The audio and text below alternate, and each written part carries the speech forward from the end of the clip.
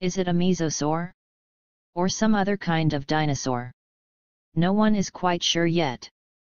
Siberian zoologists are rushing to the site to extract the crocodile-like remains before they are covered by ice and washed away in the spring floods next year.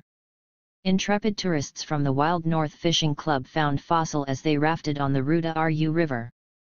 The boat of our group member Oleg Yushkov bumped against something. It was not very deep there and he could discern a stone looking like the head of a prehistoric animal, said the club's chairman Yevgeny Svitov. He made a photo of the discovery and showed it to us. One source claimed it had a toothy grin.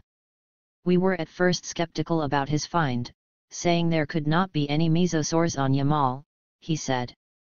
However, Yushkov sent his photos to Moscow scientists who confirmed that this is the fossil of a mesosaur who had lived about 150 million years ago. He admitted, research has to be carried out to establish the exact age of the remnants.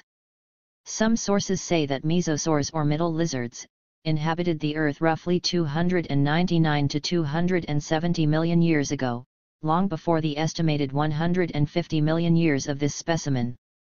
Intriguingly, he said without further explanation, we have information that in the upper reaches of the Yamal River there can be a dozen such finds. Pavel Kosintsev, head of the Zoological Museum of the Institute of Plant and Animal Ecology in Ekaterinburg, said, I was very surprised to receive these pictures which perhaps shows a dinosaur skull. I cannot yet say, is this really an ancient reptile? It is necessary to carefully examine the object.